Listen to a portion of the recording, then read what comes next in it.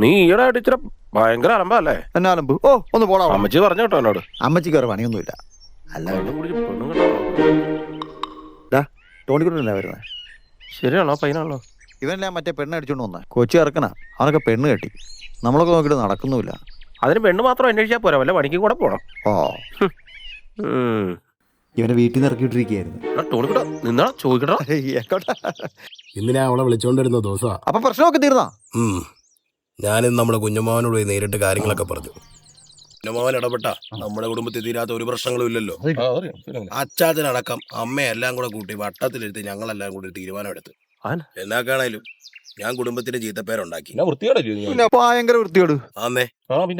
പിന്നെ എല്ലാവരുടെയും മുന്നിൽ വെച്ച് കുഞ്ഞമ്മാവൻ എന്നെ കൊണ്ടൊരു സത്യം ഇടിയിപ്പിച്ചു. അതില് കാര്യങ്ങളൊക്കെ സോൾവ് ആയി.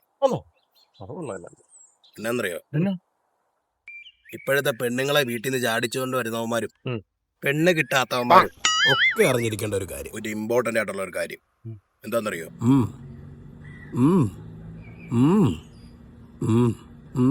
ഒന്ന് പറയടാ പട്ടിയെന്താന്ന്. പറയാം. ചെയ്തത് ചെയ്തു. ഇനി മേലാൽ ഇത് കുടുംബത്തിൽ ആവർത്തിച്ചേക്കരുത്. ഞാൻ